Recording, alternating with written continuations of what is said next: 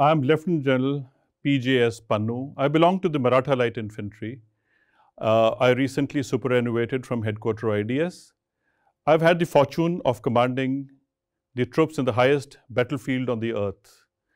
It was my big fortune and a privilege to command Bravehearts deployed on the Siachen Glacier for about a year. I'm speaking on one of the most uniquest places in the world called the Siachen Glacier. The name suggests that Siachen, as people often ask, what is Siachen? Siachen is nothing but a name of a rose, which is found only in that area in the Nubra Valley, beyond which the Siachen Glacier opens it into a vista which very few people have experienced. Siachen Glacier often reminds people of an area which is called by the soldiers as the highest battlefield on the earth. Siachen Glacier is also understood by people as a place of conflict between India and Pakistan. Siachen Glacier is also known as a place in the world where survival of a human being is put to such a test that whether you are fighting the real enemy or not, you are inadvertently fighting the weather.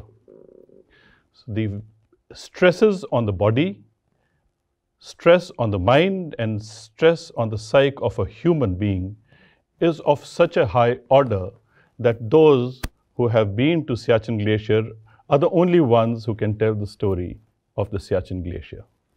I would make an attempt to describe the Siachen saga in a very simple and systematic manner, in which while the Siachen has been in existence for as long as this area of region of the world which is frozen, where not a soul, whether of a human or animal, was in existence, came into limelight in late 70s, when India and Pakistan started talking about the Siachen Glacier. I think first time it was published in the Illustrated Weekly of India in the late 70s.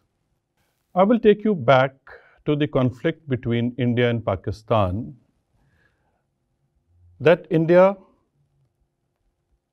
after British left, became independent on 15th August 1947. But on the same day, two things happened. That, of course, one is the independence of the country, but second is a partition of the country. And since two events happened on the same day, which are very much different than the other, but on the same day, one event obscures the other. So the partition happened, and there was a fight between India and Pakistan only where the migration of people had to take place, where they were not supposed to be, because on the religious lines they had to move across the international border, which was decided.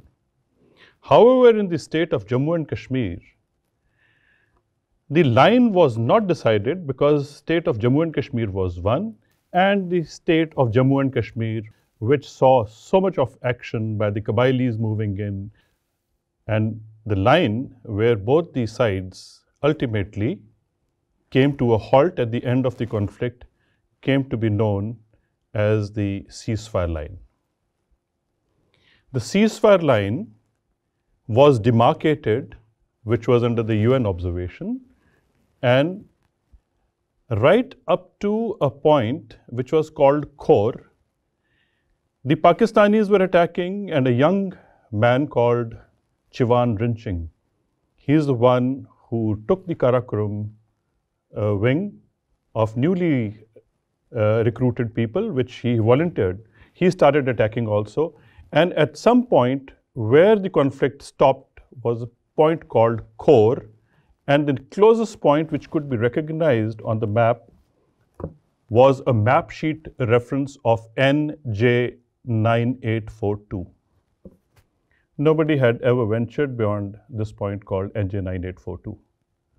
So it was simple to merely describe that the ceasefire line would run northwards. And that is it, because the glaciers were there and nobody understood how the glaciers looked like. So they described it that from here on, the line would run along the glaciers northwards. As and when the conflict of Jammu and Kashmir between India and Pakistan came up, we fought 1965 operations, where again Pakistani intrusions happened. And then ultimately 1971, there was a hot contest in this area called Tyakshi Turtuk, and about 800 square kilometers of land was again taken by the Nubra, or that later on called the Ladakh Scouts, again by Major Chawang Rinchen, who ultimately retired as a colonel, decorated Mahavir Chakra twice. But the end point again was General Area Corps and NJ 9842. And now in the Shimla Agreement, this was called the Line of Control, the LC, which also ended at the same point called NJ 9842. In the late 70s, it was known that now the Pakistanis have started permitting the mountaineer expeditions from the Japanese team, from the British team, and they were allowed to move into this area. But this was not known to us till as late as 1978, when Colonel Bul Kumar, who was the commandant of Hawes, came to know from the German expedition that they wanted to do an expedition in the Nubra Valley. They wanted to come down along the Nubra, and then they wanted to do rafting into the Shok River. I shall now just describe what Siachen Glacier looks like, since I've spoken about the Nubra and the Shok. Siachen Glacier is like a frozen river. It is not only frozen with water, it is frozen with hardened blue ice, which moves at a very slow pace, and every time the seasonal snowfall comes on it, and that slow space of movement of the ice becomes thickened, and then it continues to move southwards. So it is a flowing river of ice, and when it moves in that kind of a small pace, it goes over an area and it opens out and it cracks and makes it to a big cracks, which are called crevasses. And that is what makes the entire area look like a highway, but when you walk onto it, you don't know that it is not so much of a highway. It is not a smooth walk. And when you walk northwards, the area from where the Siachen Glacier starts, or to explain it differently, where it ends, because it starts from the north and the flow is from north to the south. The area where the Siachen Glacier ends is called snout, and then the water that gets formed at the snout goes into the Nubra Valley, and this is Nubra River. And Nubra Valley and the Nubra River is actually known as the Valley of Flowers, because it derives its name from the flower called the Siachen, and this is the Siachen. And then if you were to move northwards, on the left-hand side, if you're moving, that is on the western side, is a ridge line called the Santoro Ridge. And on the right-hand side, or the eastern side, is a ridge line called the Karakoram Range. As you're walking northwards, on the eastern side, you have a dark mountain range, which is a Karakoram Range, and it continues to move towards the northwest. The famous K2 Pass, K2 height is one of the most challenging peaks, which is also known as the second highest peak in the world, is right next to that, and it can be seen as you walk up and go right up to the Sia Kangdi, that is from where the Siachen Glacier starts. The total length of the Siachen Glacier, which is like a frozen river, was recorded as 76 kilometers. But over a period of time, as we understand, because of the human presence there, the snout has started moving up. It means that the length of the glacier has started reducing. I remember that there used to be a temple called Opi Baba at the snout. When I go to Opi Baba now, I find that the snout has shifted a kilometer ahead of it. It means that over 10 years, the snout has actually shifted about 1 kilometer behind. So the length of the Siachen Glacier per se would be recorded as 74 to 75 kilometers today, but as it was recorded about 30 years back, was about 76 kilometers. The Soltoro Ridge, which is towards the west, has 3 passes which are of prominence: the Siala, the Bilafondla, and Gyongla. These are the 3 passes from where any movement from the west to the east can take place. There is no other place that anybody from the western side can come towards the Siachen Glacier. These are the 3 passes which are important passes as I go along and describe the Siachen conflict and the importance of the Soltoro ridgeline. Coming back to NJ 9842 and the area of contest. The area of contest is described as follows. The Karachi and later on the Simla agreement vaguely described this territory north of NJ 9842.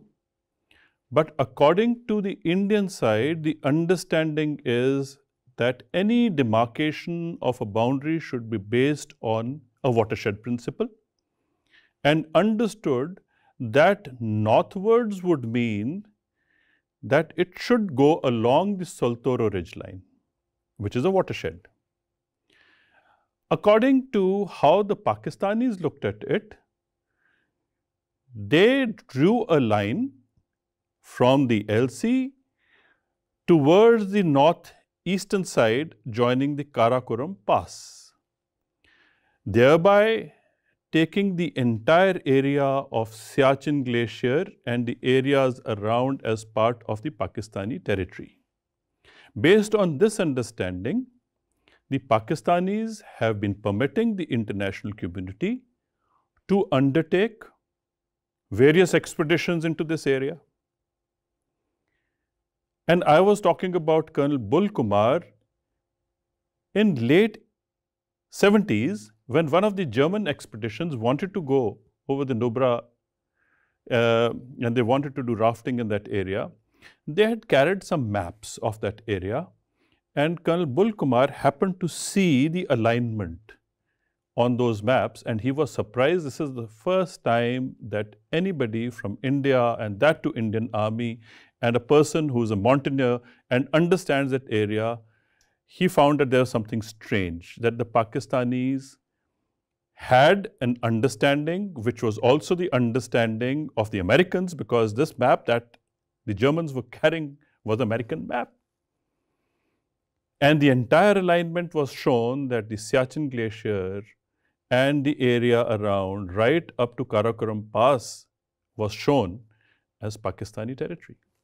Therefore, when he came to the DGMO, he explained that this is how the international community looks at the Siachen Glacier, and none of this area is understood to be as part of the Indian territory. Hell broke loose. It was decided that we should now carry out an expedition into this area, go into the Nubra Valley, start climbing the Siachen Glacier, and see for ourselves what is there in that area. And Colonel Bull Kumar was given the task not once, but later on again, he went up on his own and he established that this is the area where the expeditions are coming from the Pakistani side, and therefore Siala, Bila Fondla. These are the areas which are being used for these expeditions to come from the west to the east and move into these areas of Siachen Glacier and go back.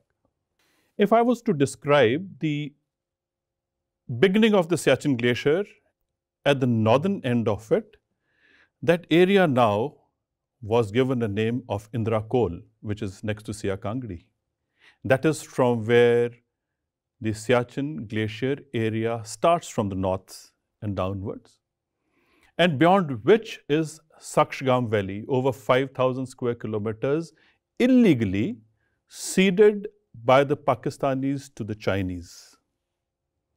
That area, one is that they could not use it. It was a valley which went down. It was not a dominating area, which was astride the Karakoram range. But on our own side of the international boundary of the state of Jammu and Kashmir, as India understands the state of entire Jammu and Kashmir, including Gilgit, Baltistan, and the POK, all belonging to us as far as the west is concerned.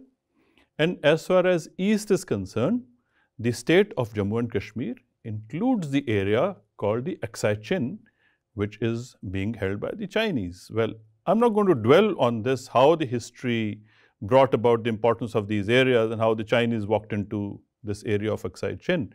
But the fact of the matter is that Siachen Glacier is a sandwich between the Pakistan-occupied Kashmir and areas of Gilgit, Baltistan occupied by the Pakistanis. It has Sakshgam Valley in the north, 5,000 plus square kilometers, and then the Karakoram Pass, which is on the international border. And Karakoram range has a small branch which joins the Kunlun Mountains. This is where the Karakoram Pass lies on the international border, which was demarcated by the Chinese also as the international border, which is fairly acceptable because it is on the international border. But to have a line delineated between NJ 9842 to the Karakoram Pass would mean some about 10,000 square kilometers of territory illegally shown as part of the Pakistan boundary. When Colonel Bul Kumar went there, he not only found the telltale marks of the foreign expeditions, but he was also surprised that there were Pakistani helicopters which moved around in that area. They may have got a whiff of it, that there is an Indian patrol moving around in that area. And now, when he came back and he reported to the Pakistani Air Force and their helicopters have been looking into our patrols, obviously, this did not go well with the Pakistanis and also maybe the international community at that time who supported the Pakistan's claim in this area. And there was official protest by the Pakistan government from the GHQ. And this was now an area, not a physical contest, but an area where the pressures were being mounted from both sides, from the political and the military thinkers. It was decided that unless Saltoro Ridge is occupied by the Indian troops, we are not going to be able to claim this area. So it was decided in 1983 that we should prepare to occupy Saltoro Ridge, while the preparations in the operations room have been going on even before that. It has so happened that the survival in that area being so difficult, with the temperature falling down to minus 60 degrees, the oxygen content only 30–35% of what oxygen the human body normally is used to taking, and 75% oxygen not being there, and the temperatures being what I have spoken about. A human being just walks a few yards and has to rest. He has to take some water. You can't take water because it's so cold. You have to have warm water. The diaphragm moves up. To patrol that area is a nightmare. You walk the whole day and you have only covered a few hundred yards. And to carry a load, Even helicopters cannot carry that load, because the helicopters with which we had flown in that area at that time were French helicopters, not even designed to go into those areas. And when Indian Army had decided to go into those areas with the Air Force helicopters, they were flying at the full ceiling limit. They could carry just one man or his baggage. A man cannot go with his full combat load. So the combat load had to be given to other helicopter, and the man could go in the other helicopter. The helicopters have been operating at full ceiling. So it was decided that we are going to occupy the Soltoro Ridge. Least known to Pakistan at that time, but the Indian Army got a whiff of it. When we had gone to purchase the equipment for survival in the super high altitude, we realized that the Pakistan Army was also shopping from the same vendor. And they had ordered some 1,000+ sets of super high altitude and extreme cold climate, special clothing was being ordered. So therefore, it was decided that we are not going to allow Siachen Glacier to be captured by Pakistan, because it was understood that this is now the Pakistan Army and not the expedition which is going to come in for an adventure mission. On 13th of April 1984, 4 Kumaon with one officer and few men were taken by the Indian Air Force helicopter, and they were landed at Bila Fondla. 3 days later, we had Siala with the Ladakh scouts going in and holding that area. The moment that this area was held, the Pakistan Army at that time, which was planning also to capture maybe a day late, realized that they have been overwhelmed by the early response of the Indians by a day. So we preempted the Pakistan, and these areas were now in the hands of the Indian Army. The Soltoro Ridge, all the accesses has been sealed, and later on Gyongla was also occupied, that general area. So therefore in 1984 onwards, once the Soltoro Ridge was occupied, Pakistan, which had already decided that there will be an Operation Ababil, they were to capture this, but they were late, they counterattacked. The counterattack, some of our troops got injured, but I think Pakistan also lost a few because they were not prepared. They were now in a hurry to get into these areas, and they lost out, and Pakistan Army could never come up to the Soltoro Ridge line. They occupied various heights here and there, and one of the successes that they had much later was capture of a post dominating one of our passes called the Qaid Post. This was retaken by our 8 Jackal troops, and now it stands by the name of Bana Post because it is Subedar Bana Singh who was one of them who was part of this mission with Major Virender. Major Virender actually got injured, and Bana went on top, and he's the one who reported Major Virender got injured because there was a grenade splinter which hit him and he was hanging by the rope. But Bana Post was now established, and the passes are now secure. The life on Siachen Glacier is not even extraordinary. It cannot be described. You land at one of the posts at the Siachen Glacier. As you stand there, you know that your body cannot take it. You start getting heaviness in your chest. You stand there for 10 minutes, there is a hammer which strikes the middle of your chest because now you're under pressure, you're only sucking in about 30% of the oxygen than what your body is used to. Your bones start aching because now the cold starts hitting into your bones, even though you're wearing specialized clothing which is meant for that area. The wind chill factor is so high that it literally peels off your skin. If you have to move from one place to another, it is not easy because in a patrol of 20, maybe if you have not tied ropes to one another, there will be one person who would just fall into an area which is called a crevasse because it is covered with loose snow and you can't see it. And all of a sudden, when a person falls into it, within 3 seconds, he's no more because he gets a hypothermia and everything is frozen. You have to pull him out before that. You can't pull out a person in 3 seconds. So therefore the drill is that you have to walk very cautiously. You have to probe that area. You have to mark and map that area very well. Initially, of course, there were problems because it was a virgin territory on which our troops were moving and exploring, and we had number of casualties. As on date, over 35 years have incurred losses about 1,000 odd troops of the Indian Army in that area. And Pakistan has also had their own toll, which they would know what it is. Staying on Siachen Glacier, it requires huge amount of intake of calories. And you cannot eat really because you don't feel like eating. You are staying in an area where a human body is not designed to undertake that kind of a pressure. As I understand, that when you put a human body there, when your body is not getting oxygen, your blood becomes thicker, the hemoglobin shoots up. If your hemoglobin goes beyond 20, it means your blood is so thick. And I chanced upon getting a random test on some of our troops, and I realized that the hemoglobin has actually gone to 25. It means now your blood can clot anywhere.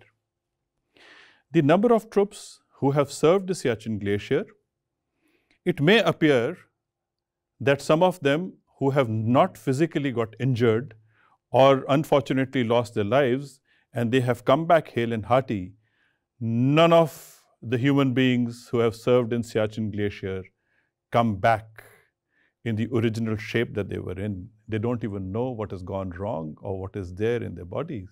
Some of them even have got CVT, DVT, and CVT, really speaking, it is the cerebral thrombosis. If your blood becomes thicker, then you can have a clot in your head, or you can have a clot in any part of your body.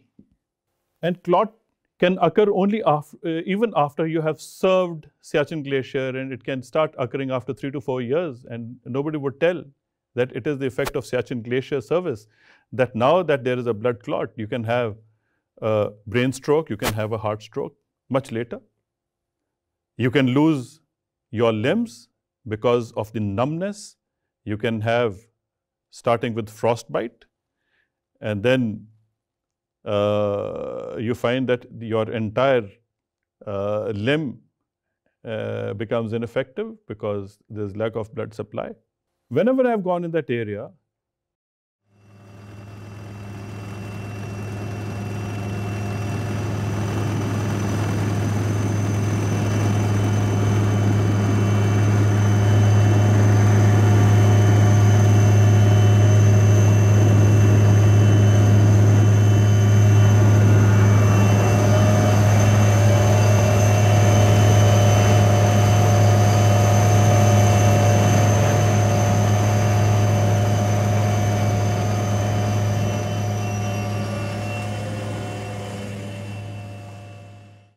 and I have felt that within minutes, you don't have the feeling in your feet. You don't have the feeling in your hands. You can't even hold a pen or a pencil. You can't even hold a glass, because if the glass is, somebody's given you a cup of tea, well, you hold it, it is okay. Within few seconds, that tea becomes cold. So the moment somebody gives you tea, all you have to do is just drink it and keep it, because after that, it is not hot tea. It is something cold, it's a cold drink. The psychological part of a human being. I'm told that earlier days, our troops used to feel so cold, some of them also landed up drinking kerosene oil to just keep themselves warm. Human survival is at stake. You cannot build permanent habitat in Siachen Glacier because there is no firm ground. I was speaking to some of the scientists and I asked them, if you stand on Saltoro Ridge or if you stand on top of Siachen Glacier, if hypothetically you start digging down, when will you find the soil? That scientist said, maybe 200 feet. I said 200 feet or meter? He says, well, it can be 200 meters also. He says, well, the fact is that we don't know. We do not know where, from once you start digging down, how deep you have to go to find soil. It could be 200 to 300 meters. It could be anything, because nobody has really gone that deep. And when this ice is moving, this is the ice which you have to use, which is blue ice. You have to break it. And blue ice is the purest form of ice. And the troops are breaking this ice, heating it up, making it into water and drinking. Now, what is the life cycle in 24 hours? What does a human being do? He could be a soldier, which in any case we have soldiers. All of them who are there on Siachen Glacier are soldiers. Of course, few expeditions went to Kumar Post, which is in the middle of, which is also a logistic base on the Siachen Glacier, where you start walking. The northern glacier can take as long as 21 days to walk. By the time you have left the base camp and you have reached your post where you are now posted, and that is where your station of duty is, you could have actually lost anything between 10 to 20 kgs of weight. Now, to stay there and to have those additional calories that you need, you can have the special rations which are provided to you. But your stomach, as if now, has got cement in it. It is like that. The stomach becomes stone. It doesn't feel like eating anything. You can eat anything, drink anything, but at the end of it, the diaphragm pushes the whole system up. The lungs are always under pressure. The heart is always under pressure. The blood thickens up. The oxygen being less. You have a whiteout situation. You do not recognize the landmarks. You cannot see your comrades. If you see your comrades, they may not be in the happiest state. You do not tune into any news. You do not understand anything. The mind can be very chaotic, and at the end of it, now you have to face a Pakistani soldier, or you have to face somebody to fight. And Indian army has been fighting there with artillery guns and with helicopters moving into that area, and with soldiers getting into certain bunkers which they temporarily make out of tires or some kind of a stuff they put in the front, shoot with the weapons, and the weapons also freeze, because with this kind of a metallurgy that is given to a soldier, these weapons are not designed to be fighting with minus 60 degrees. But the fact is that they have been fighting with this. How do you make a habitat in that area? When the snow levels start rising, they go 30 to 40 to 100 feet up. So you have to keep moving your tents up, because in summers, if your tents were here, they will go up because as the snow levels come up. During summers, the snow level starts settling down and your tents have to be brought down. But tent cannot be brought down because the snow elsewhere will start melting, and this is called a pillar. You will find one of the pieces of equipment or a tent which is lying at this height, and during winters it was all level area. But as the temperature rises, you will find the tent is hanging here and as if it is on top of a pillar, which is called a pillaring effect. And then you have to bring the piece of equipment down. You have to go to your tent with a ladder, which is almost 30 to 40 to 100 feet up, and that is where you live. And then you start bringing your tent down. Whole day and whole night is basically spent on logistics that you pick up. The logistics of kerosene oil, the rations, the water collection, and movement from place A to place B. To maintain your habitat, you have to patrol that area, you have to stand on night duties. And what kind of clothing do you wear? I was not very amused at the clothing, because it is not that it is not designed well, but which is the other way to design? Because you just cannot remove your clothing to take baths, because it doesn't happen there. And if bath doesn't happen, 24 cycle is there, you have to go for morning ablutions. How do you do that? Because how do you remove your clothes? You can't remove. There is a zipper which you have to open, and the zipper goes, it goes back, and this is how you open the zipper and do your morning job. These are the conditions in which the soldiers live there without removing the clothes. They're doing their normal business. It seems when they come back home, they only come to tell I was on Siachen Glacier. Siachen Glacier can, by all this, is also known as the third pole of the world or the polar region of the world.